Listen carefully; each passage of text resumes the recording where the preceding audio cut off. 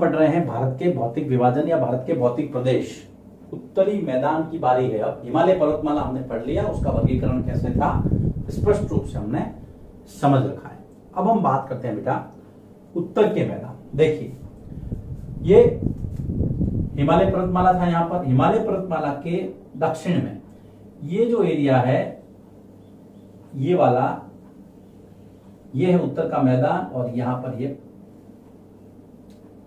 इस तरह से समझने के लिए हम ऐसे मार्क कर सकते हैं। ये है उत्तर का मैदान, भारत का दूसरा भौतिक प्रदेश। पहला हिमालय पर्वतमाला, दूसरा उसके दक्षिण में उत्तर का मैदान। इसको समझते हैं।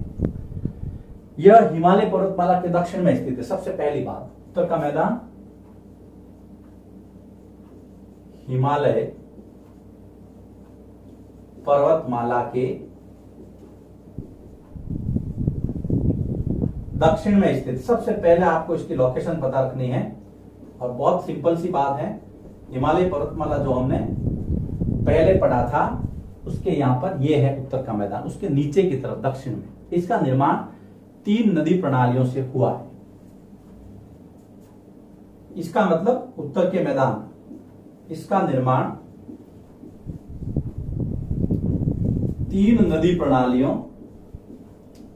3 नदी प्रणालियों। अब 3 नदी प्रणालियां कौन कौन सी हैं? सिंधु, गंगा तथा ब्रह्मपुत्र। ये जो मैदान है बेटा वो 3 नदियों, सिंधु नदी, गंगा नदी और ब्रह्मपुत्र नदी और उसकी सहायक नदियों, 3 नदी प्रणालियों सिंधु, गंगा तथा ब्रह्मपुत्र एवं इनकी सहायक नदियों से हुआ है या सहायक नदियों द्वारा किया गया है। पहले हम देखते हैं कि कौन कौन सी प्रणाली कहां काम कर रही हैं। बहुत सिंप्लीफिकेशन करने की कोशिश की है मैंने। सबसे पहले ये देखिए, ये यहां से लगा करके यहां तक सिंधु और उसकी सहायक नदियां यहां प्रवाहित होती हैं। आपने 6th क्लास से पढ़ा था कि सतलज, रावी, व्यास, चेनाब और झेलम ये 5 नदियां सिंधु की सहायक नदियां हैं। तो पहली प्रणाली है सिंधु प्रणाली। सिंधु नदी प्रणाली रफ में बता रहा हूं, यहां पर काम करती है सिंधु नदी। दूसरी आपको पता है ये गंगा है, और गंगा की जो सहायक नदियां यहां पर ये, और पश्चिम बंगाल ये, यहां पर ये दूसरा, ये गंगा नदी प्रणाली है। यहां पर गंगा और उसकी सहायक नदियां, ये दूसरा पार्ट है।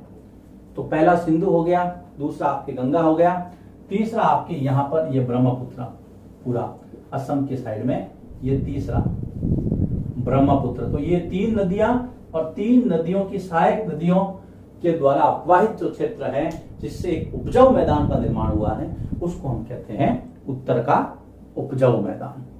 हिमालय के दक्षिण में स्थित 3 नदी प्रणाली और उसकी सहायक नदियां। ये मैदान जलोढ़ मिट्टी से बना हुआ है, इसलिए बहुत उपजाऊ है।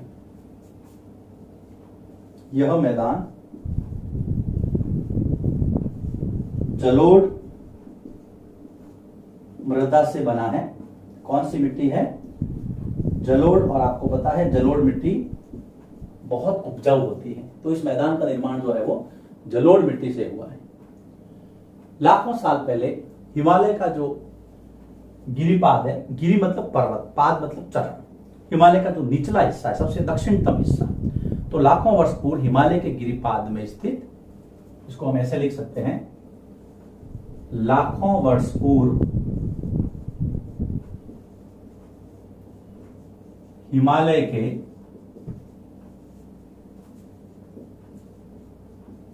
गिरिपाद में स्थित। देखिए इसका निर्माण कैसे हुआ, हम उस सिचुएशन को देखना चाह रहे हैं। तो लाखों साल पहले हिमालय का जो गिरिपाद है उसमें स्थित जो बेसिन है, जिसको आप द्रोणी कहते हैं, स्थित बेसिन अर्थात द्रोणी में जलोढ़ निक्षेपों से निर्मित। निक्षेप का मतलब होता है भंडार, डिपॉजिट्स। द्रोणी का मतलब होता है बेसिन।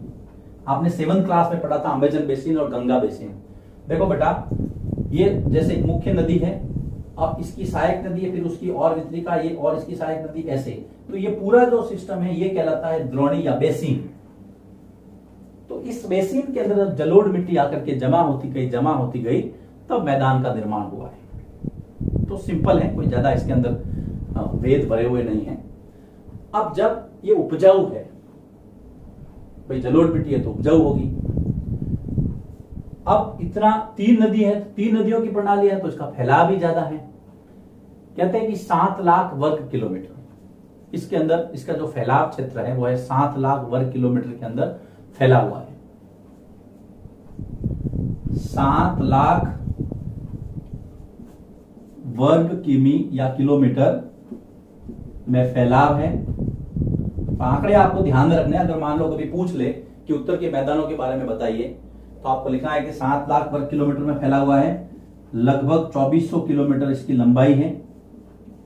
2400 किलोमीटर कम नहीं होते, 2400 किलोमीटर की इसकी लंबाई है और 240 से लगभग 320 किलोमीटर तक ये है जो फैला हुआ है। चलिए आगे चलते हैं।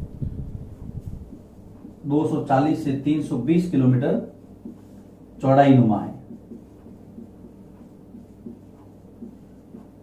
तो फैलाव क्षेत्र हो गया, लंबाई हो गई और आपकी ये चौड़ाई हो गई। इसके बाद में आगे चलते हैं। जब उपजाऊ क्षेत्र होगा तो सबसे पहले है कि वहां पर खेती ज्यादा होगी। खेती ज्यादा होगी तो लोग ज्यादा रहेंगे। लोग ज्यादा रहेंगे इसलिए कहते हैं कि भारत में सबसे ज्यादा अगर जनसंख्या कहीं पर बसती है वो बसती है उत्तर के मैदान में। तो ये घनी आबादी वाला क्षेत्र है। घनी आबादी वाला क्षेत्र, डेंसिटी ज्यादा है पॉपुलेशन की उत्तर के मैदानों की। आपको पता है ये भारत में सबसे ज्यादा अगर डेंसिटी है, घनत्व है, जनसंख्या घनत्व, तो इन मैदानी क्षेत्रों का है क्योंकि उपजाऊ है। अब इसके लिए क्या है? उपजाऊ मिट्टी है, पर्याप्त पानी है, अनुकूल जलवायु। ये घनी आबादी वाला क्यों है? उसके 3 कारण हैं। उपजाऊ मिट्टी है और मिट्टी ज्यादा होगी तो लोग ज्यादा रहेंगे, खेती ज्यादा करेंगे। उपजाऊ मिट्टी, पानी ज्यादा है क्योंकि गंगा नदी, उसकी सहायक नदियां और जो भी दूसरी नदियां हैं वो इसके अंदर अपवाहित होती है। तो उपजाऊ मिट्टी, पर्याप्त पानी और अनुकूल जलवायु, ये चीजें हैं जो इसको बेहतर बनाती है।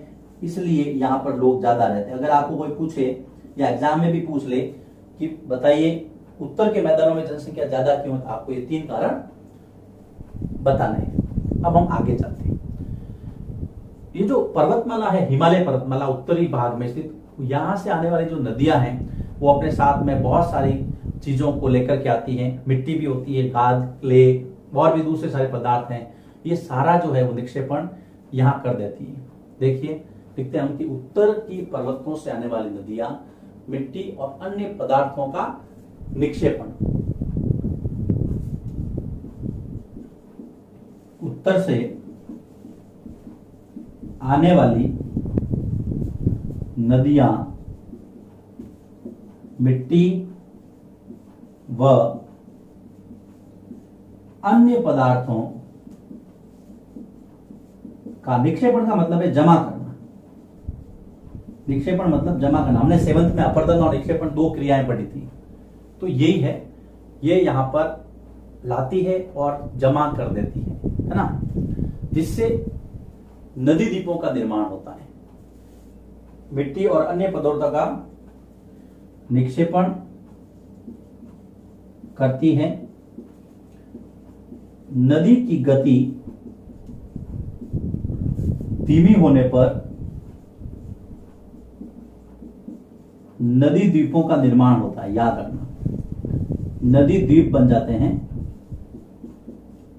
क्योंकि स्पीड कम हो जाती है।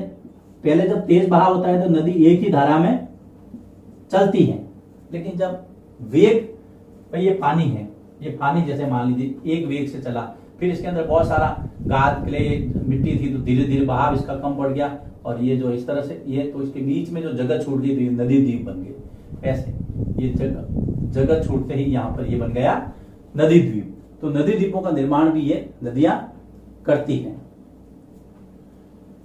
नदियां अपने निचले हिस्से में जब नदी और आगे बढ़ती हैं तो और इनके साथ में गाद है, मिट्टी है, ये साथ साथ चलती जाती है, इनका बहाव और धीमा हो जाता है, तो फिर ये बहुत सारी शाखाओं में, धाराओं में बढ़ जाती है। तो नदियां जो है वो अपने निचले भाग में गाद एकत्र होने के कारण, नदियों के निचले भाग में जब उसकी स्पीड और कम हो जाती है, गाद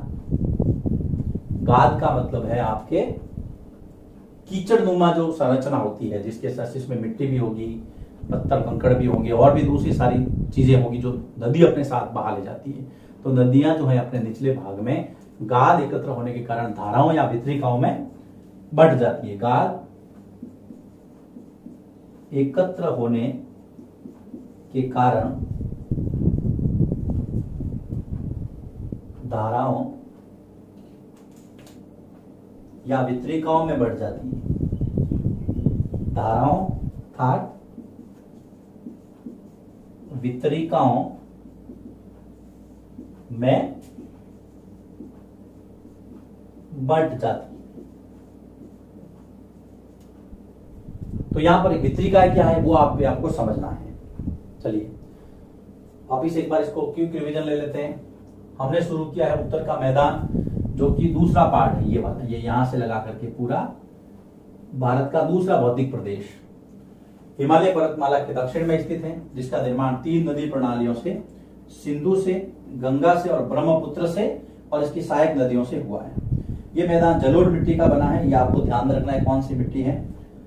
ये मैदान लाखों साल पहले हिमालय का जो निचला हिस्सा है, गिरिपाद है, उसके अंदर जो भी नदियां बही है, जो बेसिन है, उसमें जलोढ़ निक्षेप था, जलोढ़ मिट्टी का भंडारण होने से हुआ है। घनी आबादी वाला क्षेत्र है क्योंकि यहाँ उपजाऊ मिट्टी है, पर्याप्त पानी और अनुकूल जलवायु। 3 कारण आपको बताने। फैलाव 7 लाख वर्ग किलोमीटर में है, 2400 किलोमीटर लंबा है, 240 से 320 किलोमीटर इसकी चौड़ाई बताई गई है।